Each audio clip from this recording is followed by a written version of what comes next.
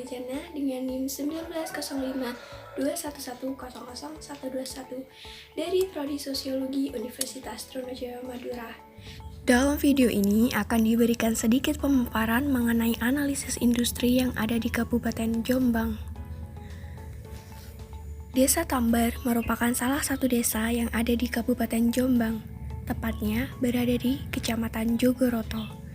Dalam desa ini banyak kegiatan industri yang dilakukan oleh masyarakat sekitar, yang mayoritasnya adalah industri pembuatan alat dapur seperti wajan, serok, sodet, dan alat pemanggang atau yang masyarakat lokal biasa menyebutnya panggangan. Kali ini saya akan melakukan observasi dan wawancara di salah satu tempat produksi alat panggangan. Nama industri ini adalah Empat Jaya, milik dari Ibu Faiza. Dalam analisis ini akan digunakan 4 metode, yakni yang pertama adalah metode social mapping. Wilayah Desa Tambar yang masih cukup banyak area pertanian membuat masyarakatnya banyak yang bermata pencaharian di sektor pertanian. Namun, setelah munculnya kegiatan industri di desa ini, mata pencarian masyarakat Desa Tambar menjadi lebih heterogen. Ada beberapa tempat industri di sini, dan hampir semuanya adalah industri pembuatan alat masak. Salah satunya adalah milik Ibu Faiza ini. Jumlah karyawan di sini sebanyak 15 orang yang terdiri dari 11 laki-laki dan 4 perempuan. Para pegawai ini digaji dengan sistem yang berbeda-beda. Ada yang sistem borongan dan ada yang sistem harian. Pola interaksi yang terjadi antar pegawai sangat baik. Hal ini dikonfirmasi oleh Ibu Soma dan Ibu Ani sebagai karyawan yang bekerja di sini. Hubungan para karyawan dan pemilik usaha pun juga menunjukkan interaksi yang positif. Para karyawan ini akan bekerja dari hari Senin sampai dengan Sabtu dengan jam kerja mulai pukul 7 pagi sampai dengan 4 sore. Metode kedua yang digunakan adalah food basket. Untuk pola konsumsi ada perbedaan antara konsumsi yang dilakukan oleh pemilik usaha dan karyawan. Untuk para karyawan, konsumsi yang diperlukan adalah kebutuhan sehari-hari seperti beras, lauk pauk, listrik, dan kebutuhan sekolah anak. Sedangkan pada pemilik usaha, selain pada konsumsi kebutuhan sehari-hari seperti beras, lauk pauk, listrik, dan biaya sekolah anak, mereka juga perlu untuk melakukan konsumsi bahan baku pembuatan alat panggangan seperti kawat baja, kayu, dan obat pemutih besi. Dengan rata-rata per minggunya mereka mampu menghabiskan 1 ton kawat dan 5.000 biji kayu. Selain itu, mereka juga memerlukan alat produksi seperti mesin pemotong kawat, mesin pelurus, mesin pengeriting, dan alat las. Pemilik usaha juga perlu mengeluarkan biaya distribusi produk sampai kepada pelanggan. Distribusi dari tempat industri Ibu Faiza ini tidak hanya di dalam kota saja, tetapi sampai keluar kota, seperti Tulung Agung, Surabaya, Madura, Tuban, Cepu, dan bahkan sampai keluar pulau. Pemilik usaha pun juga perlu mengeluarkan biaya untuk gaji karyawan. Metode yang ketiga adalah diagram Venn. Dalam menjalankan proses produksi ini ada beberapa kendala yang menghambat produksi.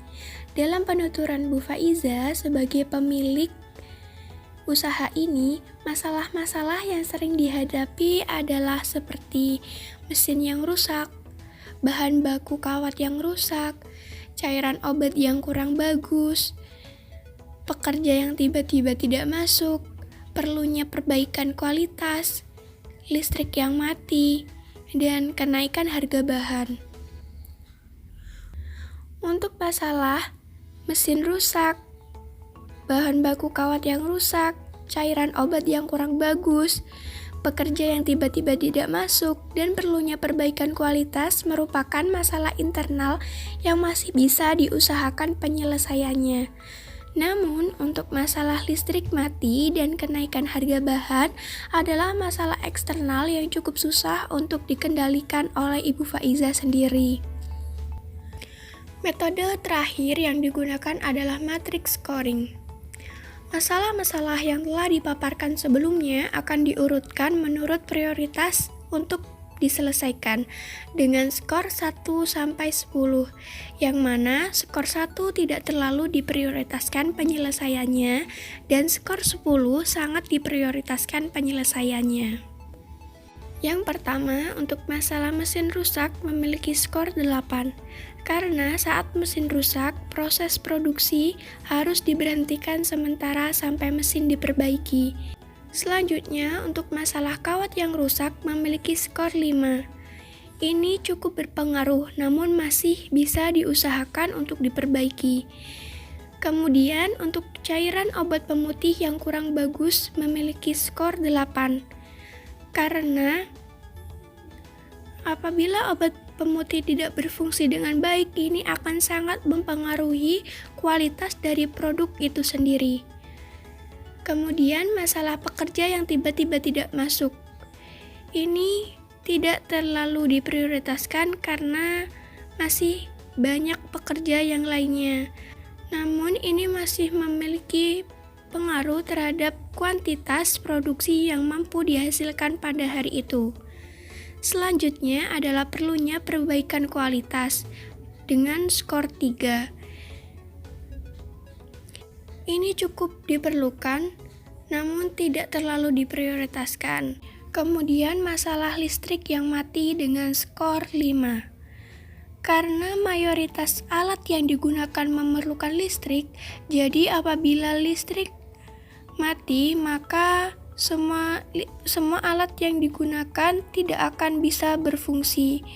Namun, ini masih bisa diantisipasi dengan penggunaan genset. Kemudian yang terakhir adalah kenaikan harga bahan baku. Akhir-akhir ini harga bahan baku semakin melejit naik. Apalagi ini juga terpengaruh dari adanya pandemi COVID-19 ini. Sekian dari analisa yang dapat saya sampaikan. Terima kasih telah menonton video ini.